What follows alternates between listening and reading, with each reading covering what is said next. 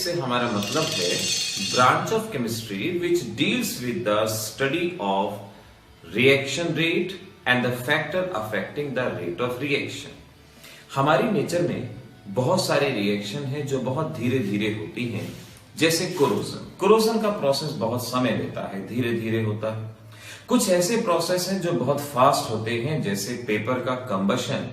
आप पेपर में आग लगाएं, तुरंत जलना शुरू हो जाता है। तो कुछ प्रोसेस स्लो होते हैं, कुछ प्रोसेस फास्ट होते हैं। आखिर वो कौन सी चीजें हैं, वो कौन से फैक्टर हैं जो किसी भी प्रोसेस की स्पीड को, रेट को डिटरमाइन करते हैं? इन सारी चीजों के कॉम्बिनेशन को केमिकल काइनेटिक्स कहा जाता है। केमिकल काइनेटिक्स में सबसे पहली डेफिनेशन जो आपको आनी चाहिए वो है rate of reaction. Rate of reaction, पहले इस बेसिक बात को समझते हैं। इसका मीनिंग है change in concentration of reactant और प्रोडक्ट पर यूनिट टाइम। यानी किसी टाइम इंटरवल पे कितना रिएक्टेंट डिक्रीज होता है या कितना प्रोडक्ट बनता है। जैसे हमारे पास रिएक्शन है A gives you B, तो जैसे जैसे रिएक्शन होगी A का अमाउंट डिक्रीज होगा और B का अमाउंट इंक्रीज होगा।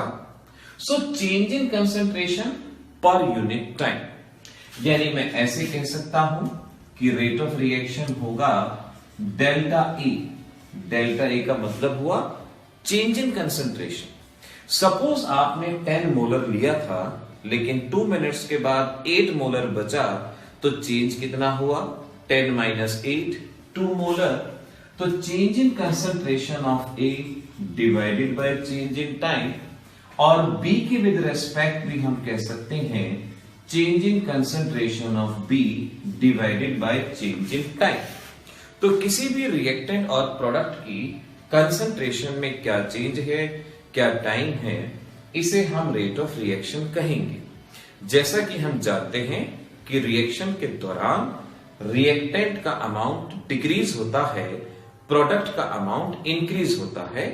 तो एक्सप्रेशन में हम रिएक्टेंट के आगे नेगेटिव साइन लगाएंगे और प्रोडक्ट के आगे पॉजिटिव साइन कंसीडर करेंगे।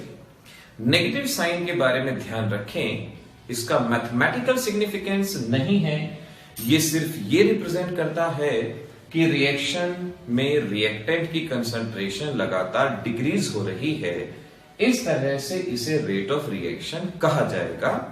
अगर आपके पास लिक्विड है, सॉल्यूशंस हैं, तो आप यहां पर मोलैरिटी लेंगे, और अगर ये आपकी गैसियस रिएक्शन है, अगर यहां पर गैसेस होंगी, तो रेट एक्सप्रेशन के दौरान आप change in partial pressure divided by change in time इसे कंसीडर करेंगे। तो सॉल्यूशन है तो ये एक्सप्रेशन, प्रेशर है तो ये एक्सप्रेशन। इस तरह से हम दोनों एक्सप्रेशन को याद रख सकते हैं। अगली चीज जो आपको याद करनी है वो है रेट लॉ। रेट लॉ, इसका मीनिंग जानने की कोशिश करें। पुराना लॉ हुआ करता था लॉ ऑफ मास एक्शन, और लॉ ऑफ मास एक्शन को ऑब्सोलीट कर दिया गया और फिर आया हमारे पास रेट लॉ। रेट लॉ ये कहता है किसी भी रिएक्टेंट की रेट रिएक्टेंट की कंसंट्रेशन पे डिपेंड करती है। अकॉर्डिंग टू दिस लॉ आप इसे ऐसे कह सकते हैं कि rate of reaction is directly proportional to concentration of reactant. Concentration of reactant present in slowest step raised to the power coefficient. कोई रिएक्शन अगर 2 स्टेप में हो रही है तो रेट ऑफ रिएक्शन उन रिएक्टेंट पे डिपेंड करेगी जो स्लोएस्ट स्टेप में प्रेजेंट है। फॉर एग्जाम्पल N2O5 स्प्लिट होता है NO2 NO3 स्लो स्टेप है, फिर N2O5 दोबारा से NO3 के साथ रिएक्ट करता है, थ्राइस NO2 और O2 हमें देता है। अगर मैं दोनों को ऐड करूं, ये फास्ट स्टेप है, कैंसल आउट हुआ, ये हमारी ओवरऑल रिएक्शन यहां पे बनेगी। अब अगर मुझे रेट लॉ के हिसाब से, रेट लॉ के अकॉर्डिंगली एक्सप्रेशन लिखना हो, सो रेट स्लोएस्ट स्टेप पे डिपेंड करती है। आपको याद रखना है कि slowest step is the rate determining step. किसी भी रिएक्शन की रेट को हमेशा स्लोएस्ट स्टेप ही डिटरमाइन करता है, ये आपने याद रखना है। तो एक्सप्रेशन देखिए क्या बनेगा, एक्सप्रेशन बनेगा rate directly proportional to concentration of reactant in slowest step. Slowest step में है हमारे पास N2O5 and raise to the power coefficient 1। इस तरह से रेट का एक्सप्रेशन यहां पे लिखा जाएगा और हम इस एक्सप्रेशन को कह सकते हैं। तो इस तरीके से सिंपल रेट एक्सप्रेशन लिखना है, रेट लॉ के अकॉर्डिंगली लिखना है। अब ध्यान रखें, अगर रिएक्शन एक ही स्टेप में हो रही है तो आप ये एक्सप्रेशन डायरेक्टली लिख सकते हैं।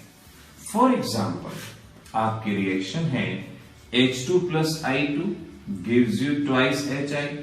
सपोज मान लेते हैं एक ही स्टेप में हो रही है, तो एक्सप्रेशन क्या लिखा जाएगा, rate directly proportional concentration of reactant raise to the power coefficient. यहां जो भी कोफिशिएंट है, so raise to the power coefficient, इसे हम रेट एक्सप्रेशन कहेंगे और ये हमारा रेट एक्सप्रेशन कहलाया जाएगा। ध्यान रखना है ना। इसी में फर्दर प्रोपोर्शनैलिटी का साइन हटाने के लिए हम यहां कांस्टेंट लगाएंगे, के, कंसंट्रेशन, पावर एफ। इस के कई नाम हैं, इसे हम रेट कांस्टेंट के नाम से जानते हैं generally. Rate constant, velocity constant, इसे स्पेसिफिक रिएक्शन रेट और काइनेटिक कांस्टेंट के नाम से भी जाना जाता है। ध्यान रखें, फेमस नेम है रेट कांस्टेंट और स्पेसिफिक रिएक्शन रेट, दो नाम से पहचानेंगे। अगर मैं कहूं कंसंट्रेशन 1 मोलर है तो एक्सप्रेशन बनेगा रेट इज इक्वल टू के, ये एक्सप्रेशन बनेगा।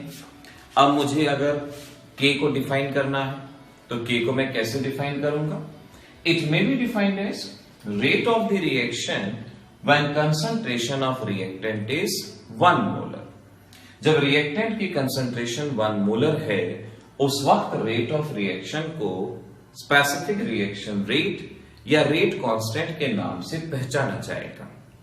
तो इस तरीके से आपको rate of reaction, rate law, rate constant यहां से याद रखने। रेट ऑफ रिएक्शन की यूनिट क्या हो सकती है ना, रेट ऑफ रिएक्शन की यूनिट याद रखेंगे, दिस इज यूनिट मोल पर लीटर पर टाइम, इसकी यूनिट कहलाई जाती है। मोल पर लीटर पर time is the unit of rate of reaction. इस पॉइंट को आपने ध्यान रखना है। इसके बाद अगली चीज जो आपको आनी चाहिए वो है ऑर्डर ऑफ रिएक्शन। देखिए ध्यान रखें, रेट लॉ थ्योरेटिकली नहीं बताया जा सकता, एक एक्सपेरिमेंटल प्रोसेस है। अगर आप किसी रिएक्शन में स्लोएस्ट स्टेप जानते हैं तभी आप रेट लॉ लिख सकते हैं, और ऑर्डर ऑफ रिएक्शन को रेट लॉ से ही बताया जाता है। तो हम कहेंगे ऑर्डर ऑफ रिएक्शन थ्योरेटिकली नहीं बताया जा सकता, इसे सिर्फ प्रैक्टिकली बताया जा सकता है। ऑर्डर ऑफ रिएक्शन की सिंपल डेफिनेशन ये कह सकते हैं, sum of the powers present in rate law expression, present in rate law expression. इस रेट लॉ एक्सप्रेशन में जो भी पावर्स हैं इनके सम को ऑर्डर ऑफ रिएक्शन कहा जाता है। ऑर्डर ऑफ रिएक्शन की एक्चुअल डेफिनेशन एक और भी होती है कि the concentration term on which rate of reaction depends. Better है आप ऐसे याद कर लें, sum of the powers present in rate law. Suppose आपके पास ये रिएक्शन है, इस रिएक्शन में रेट लॉ का एक्सप्रेशन के a raise to the power a, b raise to the power b, तो ऑर्डर हमारे पास क्या हो जाएगा, ऑर्डर रहेगा a प्लस b, ये यहां पे ऑर्डर रहेगा। अगर मैं कहता हूं मेरे पास ये रिएक्शन है और इस रिएक्शन का रेट लॉग ऐसे लिखा जाएगा H2 पावर 1 I2 पावर 1। तो ऑर्डर क्या होगा, इसका ऑर्डर 1 + 1, ऑर्डर ऑफ रिएक्शन हमारे पास रहेगा 2। तो sum of the concentration term on which rate of reaction depend, इसे ऑर्डर ऑफ रिएक्शन कहा जाता है। ऑर्डर ऑफ रिएक्शन के बारे में ध्यान रखें, ये कई तरह का है। जीरो ऑर्डर रिएक्शन, यानी अगर रेट ऑफ रिएक्शन कंसंट्रेशन पे डिपेंड ही नहीं करती, उसे जीरो ऑर्डर रिएक्शन कहा जाएगा। जनरली सभी photochemical reaction zero order reaction कहलाई जाती हैं। फिर आती है फर्स्ट ऑर्डर रिएक्शन, जहां रेट 1 कंसंट्रेशन पे डिपेंड करती है। अगर मैं पावर 1 कर दूं, इसका मतलब कंसंट्रेशन डबल करेंगे तो रेट ऑफ रिएक्शन भी डबल हो जाएंगी। जितनी भी न्यूक्लियर रिएक्शन है फर्स्ट ऑर्डर रिएक्शन। ऐसे ही second order reaction, third order reaction और इनके अलावा फ्रैक्शनल ऑर्डर और नेगेटिव ऑर्डर रिएक्शन भी होती हैं। आप मेनली इन चारों चीजों को याद रख सकते हैं। This is the order of reaction. और इस वीडियो लेक्चर में एक लास्ट चीज और सीख लेते हैं, इसे मॉलिक्यूलरिटी कहा जाता है। तो हमारे टॉपिक आज के कवर हो जाएंगे, rate of the reaction, rate law, rate constant, order और ये लास्ट है मॉलिक्यूलरिटी। अब देखो मॉलिक्यूलरिटी का क्या मीनिंग है। रिएक्शन आखिर कैसे होती है? रिएक्शन तब होती है जब पार्टिकल्स आपस में कोलाइड करते हैं। पार्टिकल्स कोलाइड करेंगे, पुराने बॉन्ड टूटेंगे, नए बॉन्ड बनेंगे और इस तरह से रिएक्शन वहां पे होती है। अब मॉलिक्यूलरिटी का मीनिंग है कितने मॉलिक्यूल आपस में साइमल्टेनियसली कोलाइड करते हैं। जैसे इस रिएक्शन के दौरान 2 पार्टिकल आपस में कोलाइड करते हैं तो मॉलिक्यूलरिटी कितनी हो जाएगी? 2। So number of molecule which collides simultaneously to bring about a reaction, उसे मॉलिक्यूलरिटी कहा जाता है। मॉलिक्यूलरिटी अगर 1 है, इसे यूनिमॉलिक्यूलर रिएक्शन कहा जाता है। यानी जब एक ही पार्टिकल इन्वॉल्व हो, जैसे SO2Cl2 gives you SO2 and Cl2, सिर्फ एक मॉलिक्यूल है, यूनिमॉलिक्यूलर रिएक्शन। अगर 2 मॉलिक्यूल होंगे तो उसे बाइमॉलिक्यूलर रिएक्शन कहेंगे। 3 मॉलिक्यूल होंगे तो टरमॉलिक्यूलर रिएक्शन कहा जाएगा और 4 मॉलिक्यूल अगर होंगे तो क्वार्टर मॉलिक्यूल रिएक्शन कहा जाएगा। ध्यान रखें, ऑर्डर ऑफ रिएक्शन नेगेटिव भी हो सकता था, फ्रैक्शन में भी हो सकता था, लेकिन ये हमेशा whole number, unimolecular, bimolecular, termolecular and quarter molecular, ये इन दोनों में फर्क होता है, आपने ध्यान रखना है। अपने एग्जामिनेशन के लिए आप 2 डिफरेंसेस तैयार करेंगे। एक, रेट ऑफ रिएक्शन और स्पेसिफिक रिएक्शन रेट में क्या डिफरेंस है, इस क्वेश्चन को तैयार करना है। और एक, ऑर्डर ऑफ रिएक्शन और मॉलिक्यूलरिटी में क्या डिफरेंस है, ये आपको तैयार करना है।